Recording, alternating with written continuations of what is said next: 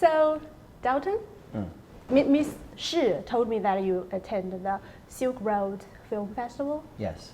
And you voted for Chang'an 3万里. Oh, of course, the yes. film. Of course. What is the reason? It's the best representation of Chinese animation current. For the last couple of years, Chinese animation has been trying to break out with an international film, and the reception from the world has been lukewarm.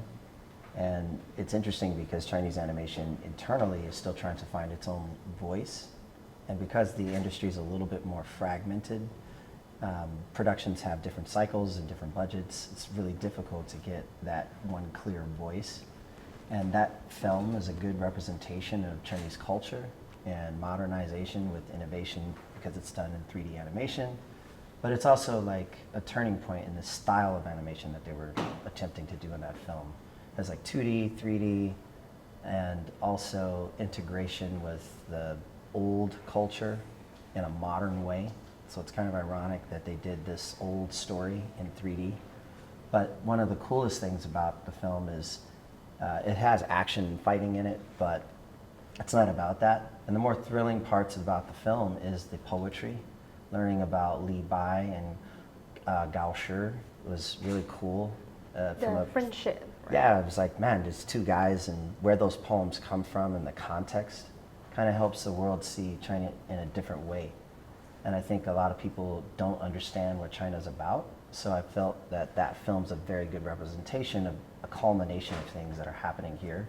And it's also expertly done. It's just a beautiful movie. Even the presentation of the how it was scenes. directed, cinematographer, the acting, the nature of the music, the style of the people that are from the different areas, the military thought process, the farmland thought process, the people in between and how they blend together, the drinking culture, the ancient ideas of what's happening in heaven versus what's happening on earth, how other poets feel. I mean, it was just like a culmination of all those concepts. And then you have young artists that are actually building it, looking back, but using new tools. So it was just really cool seeing that kind of synergy in that film. Have you watched the film?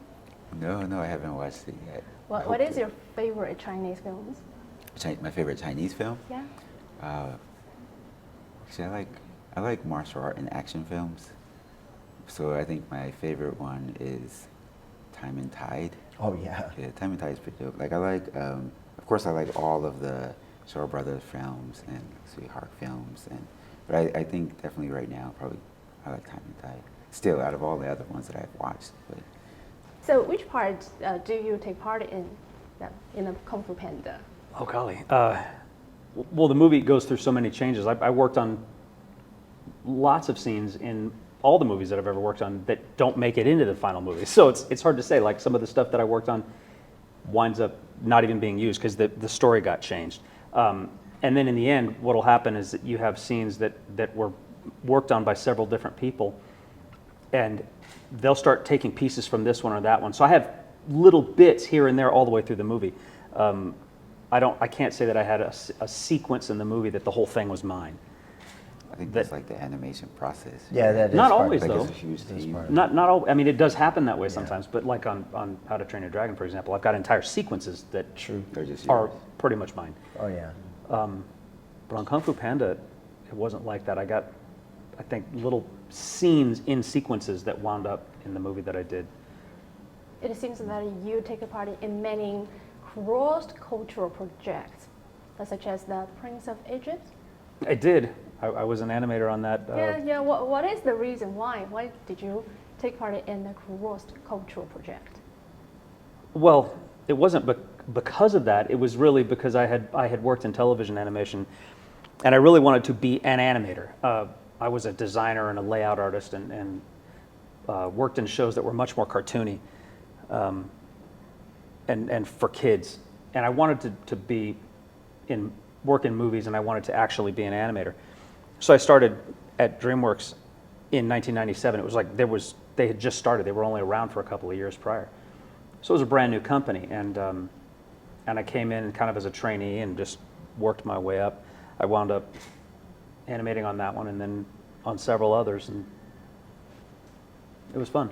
Yeah, because I used to study in England, and I'm very interested in the cross-cultural things.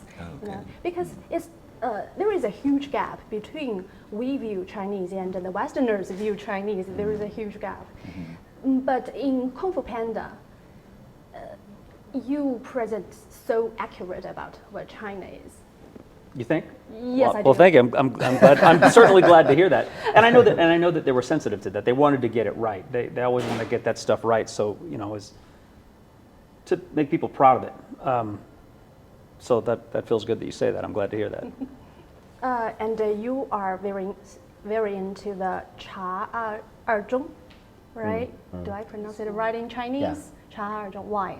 Because it tells the stories between teachers and students. Now here's a film that's actually set based in a Chinese school, and it shows like what Chinese school kids are actually going through. We live in It's- peace and love. So it's really, I just think it's fascinating and a very good kind of easy way for audiences to understand what characters and people are going through in their daily lives. And I thought that film was a very good example of that. So the Eastern Asian culture is rising at the moment. So how do you view this phenomenon? Do you feel, oh, this is welcome, we really like this phenomenon, or how do you feel about it? I think it's an amazing time for just East Asian countries and just in general, because I think although the West doesn't know a lot about Asian countries, through soft culture, like we have a great appreciation for it. And I think but through food and through the media, through clothing, through movies and things, and through these things, I think sometimes it's very easy to get caught up in just our own media and our own clothing and our own things. But when we see other content from other countries, it's kind of like a breath of fresh air. And I think a lot of people actually take it with open arms. I mean, even in hip hop, Oh, yeah. you got Wu-Tang Clan, stuff Oh, yeah. So I think people love China, and we love to incorporate. Even though we might incorporate it the wrong way, but we love to, so it's please teach us how can we incorporate your culture better. But we do really enjoy it. We love martial arts. We love like I said, the food. We love the colors and everything that just comes from East Asia. So you are the producer of Star Wars. So what is the most difficult part of creating these stories? So for Star Wars, I was executive producer on one of the properties, and I think Star Wars has such a long history, and all the audience knows, I think through their visual. So that's kind of this conference is about IP and things, and there's a lot of visual language that the audience is very familiar with. Their fan base, Star Wars fan base is very serious. Yeah, it's very huge. So I think that was one of the most difficult things was taking existing established IP and making sure that our design sheets and things were on spec, while also trying to add something different to it, because it's we were telling a story, I guess, that wasn't canon. So trying to tell something that's different and new, but while still following the rules, of creative rules. Yeah. Yes, the same problem we face is the three-body problem. It's a very well-known IP. So the director wants to film the three-body problem, and he feels just so difficult because it has so many fans. Everybody's looking at them, and the standard is really high. So he got a lot of pressure to do that. I can imagine. I can imagine. That's probably sad, because that's one of the biggest IP here. Yeah, And it's you're trying to get sci-fi, Chinese version of sci-fi out into the world, and if you fall off, so it's I mean, no film or storyteller or director can make a film or story if it's just to please fans. Yeah, exactly. You really you try to tell the story that the author or the intent was. Yeah. And oftentimes, the key is just making sure that you can understand the overall theme, and then what's the value or takeaway for people when they listen Yeah. or watch this story. Because if you're not getting anything out of it, Yeah. then you're really just going through the motions with trying to please too many people, and Exactly. then that film obviously will fall apart. But even when you do try to do your best as an artist, director, writer, oftentimes you still fail, and you have to be open to that. Yeah. So it can't be perfect anyway. It Yeah, can't no. satisfy everybody. Correct. Yeah. Correct. You can't satisfy everyone. No, Yeah. no, You can't put ideas in people's heads. no, Say, Tina. no. Yeah. So how do you solve this problem? That's a really good question. Honestly, you first of all, you can't call it a problem because it's not really a problem. It's more just how things are. Like it's just life. Yeah. So you can't control everything in life. Yeah. So what you have to do is try to be like a straw in a river.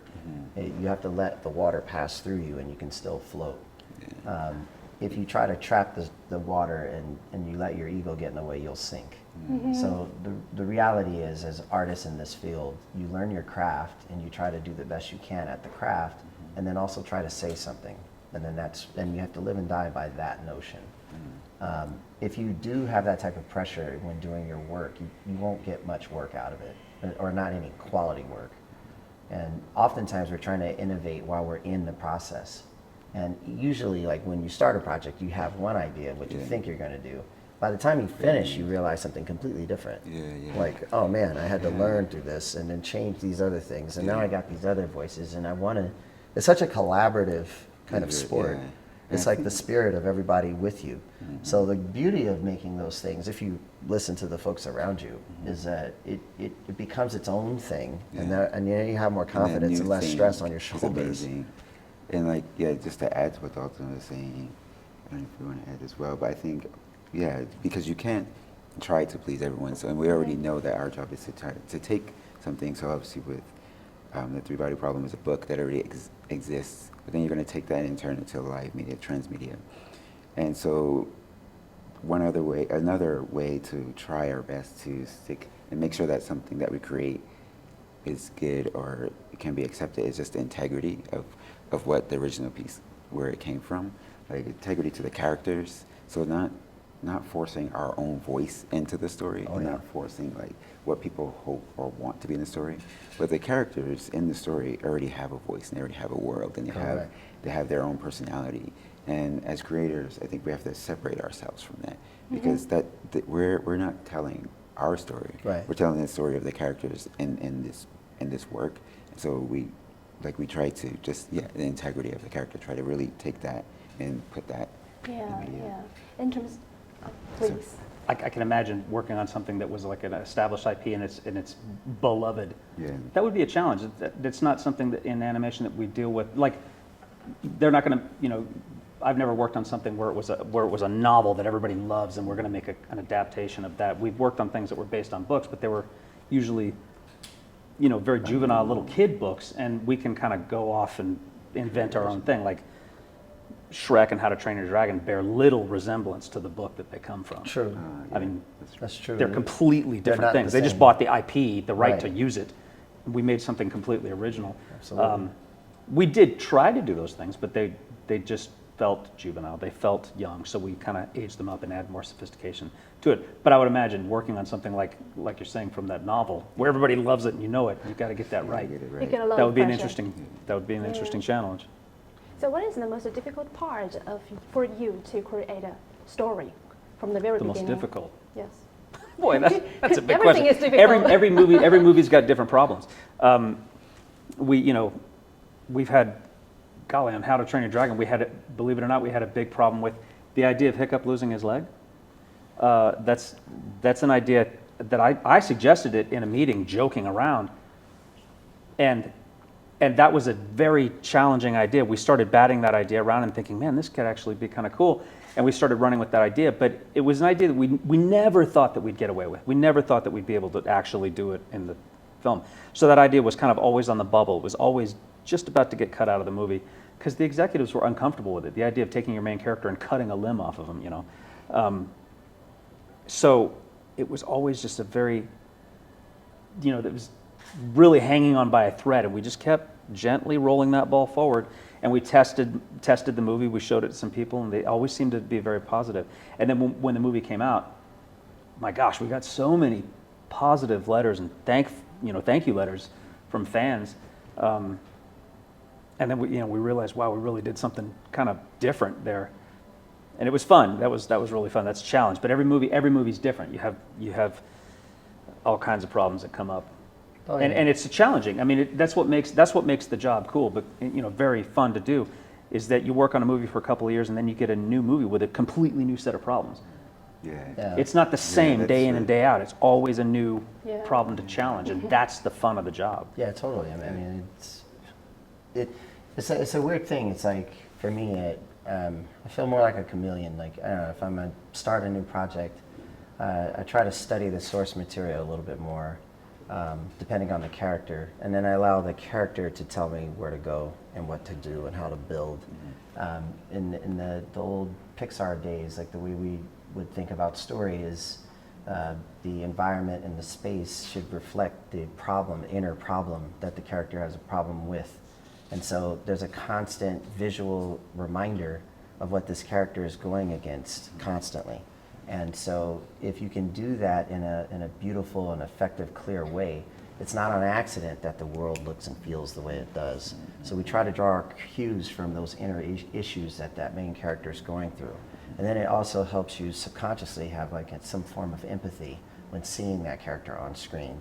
So what I try to do before even getting there, I always try to figure out, well, what is that real problem? And we all struggle with things. So what is the thing that this person can't get over? And it's okay to have those types of flaws.